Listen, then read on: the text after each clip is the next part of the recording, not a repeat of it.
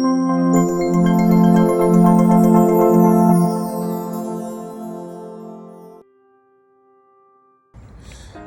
dia, meus amigos, tudo bem? O que é o Espiritismo, né? Em primeiro lugar, vamos rapidamente falar o que é espírito, da onde veio essa palavra, né? Então, espírito não são seres criados à parte por Deus, mas sim são como nós somos espíritos também. Só há uma diferença entre espíritos encarnados e espíritos desencarnados. Os espíritos encarnados, como o próprio nome diz, estão em carne, ou seja, em um corpo. Como nós aqui nesse planeta temos esse corpo. E os desencarnados são os espíritos que estão no mundo espiritual, que muitas vezes também passageiros, porque vão encarnar. E outros não, já alcançaram uma escala espírita que não encarnarão mais. Então esses que estão no mundo espiritual, que ainda vão reencarnar, são chamados de espíritos errantes. E já os que não vão mais reencarnar são os espíritos puros, espíritos evoluídos que não reencarnam mais, ok? A não ser em uma grande missão, mas não por necessidade para a sua evolução. Então, passado isso, o que é o espiritismo? O espiritismo é uma religião, como alguns pensam.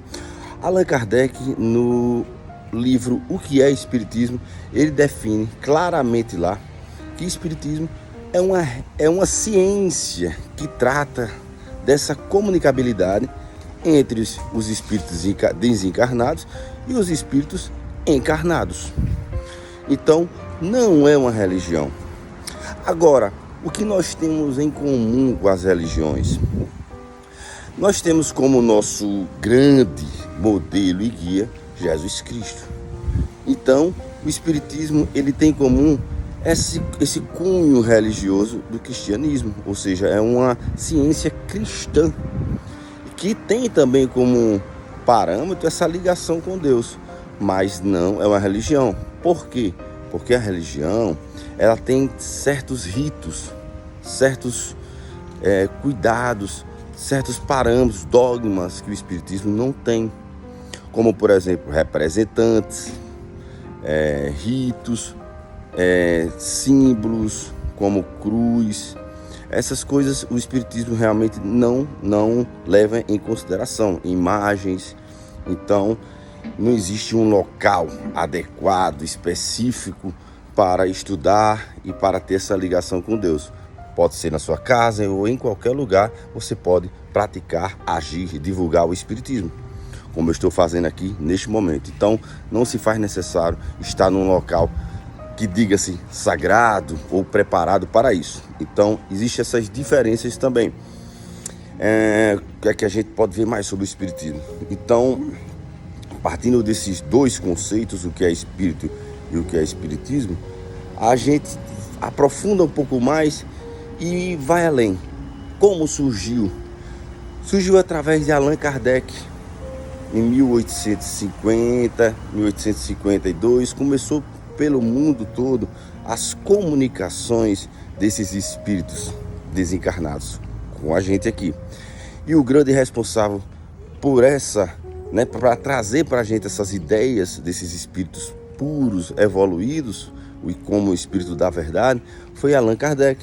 Por isso que ele foi chamado de codificador, porque ele entrou em contato com esses espíritos. Ele era um cientista, um investigador, então aprofundou-se bastante e escreveu o Pentateuco, que são, como o próprio nome diz, cinco livros, que são o Livro dos Espíritos, o Livro dos Médiuns, o Evangelho segundo o Espiritismo, o Céu e o Inferno e a Gênesis. Esse é o Pentateuco do Espiritismo, ou seja, ali existe toda a base da doutrina espírita. O livro mais importante, sem sombra de dúvidas, é o Livro dos Espíritos, que foi o primeiro livro publicado por Allan Kardec em 1857. Ali estão 1019 perguntas aos espíritos e 1019 respostas. Allan Kardec se aprofundou em todas as matérias, em tudo que se tratava, em tudo que era possível questionar. Então, formou-se uma grande base sólida. No segundo livro, no livro dos médios, ele já explica como ele fez isso, quais os processos, aonde errou, como ele foi aprendendo, que tipo de espíritos se comunicava ali com ele, porque a gente tem uma ilusão que só porque é espírito é evoluído, é inteligente, é bondoso, é melhor do que a gente que está aqui. Não é dessa forma. Os espíritos são exatamente como nós, porque nós somos espíritos. Então, se nós somos inteligentes, vamos para o mundo espiritual inteligentes.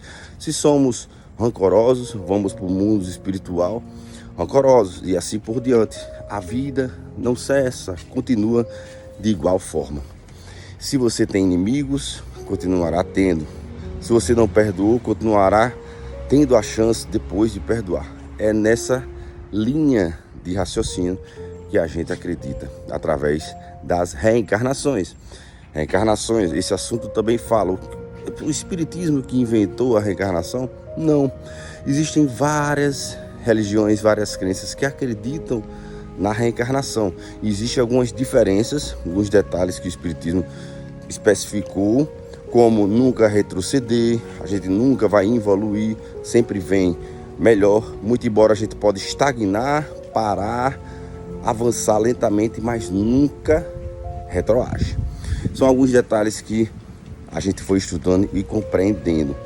O espiritismo é uma religião, então, espiritualista, certo? Como existe uma religião, como eu digo, nesse sentido de ligar a Deus, mas é uma ciência, tá? Então, é uma doutrina, é uma ciência espiritualista, porque acredita na vida após a morte. Espiritualista tem esse significado. Já existem várias religiões e crenças espiritualistas atualmente de muitos anos. A diferença é que ela é uma religião espiritualista, mas ela é uma religião, uma ciência espírita. Por quê? Porque para novos conceitos, novas ideias, se faz necessário novos nomes. Então Allan Kardec colocou como espírita. Então é uma ciência espírita, porque tem essa comunicabilidade, né? Essas inovações que o espiritismo trouxe, essa comunicabilidade com os espíritos, que muitas religiões não acreditam, como a igreja não acredita nessa comunicabilidade, a igreja não acredita na vida após a morte, a igreja não acredita na reencarnação. Então existem essas diferenças entre o espiritismo e as outras ciências e religiões. Então é uma ciência cristã e espiritualista e espírita. Então eu diria que o espiritismo tem 3 pernas, 3 cunhos: religioso, porque liga a Deus, e temos Jesus Cristo através do Evangelho, né?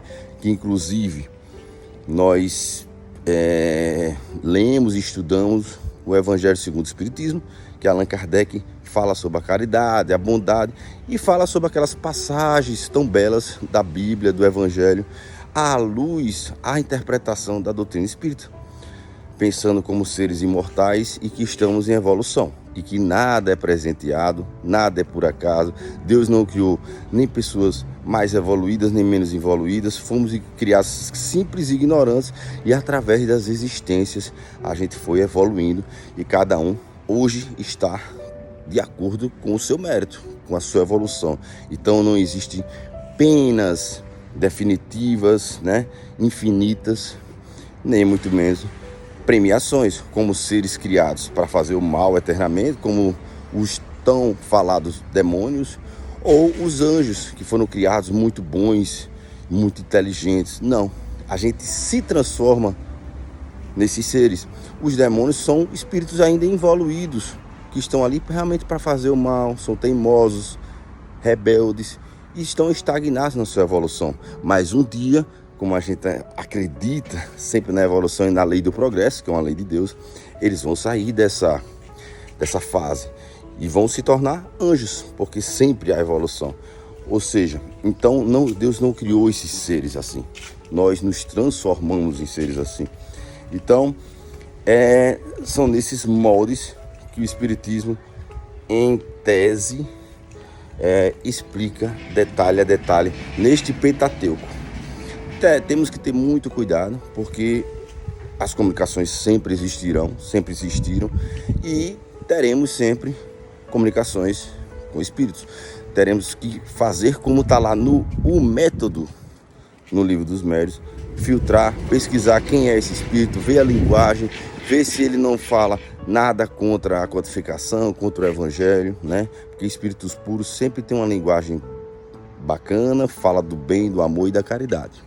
Saindo disso, a gente tem que ter muito cuidado.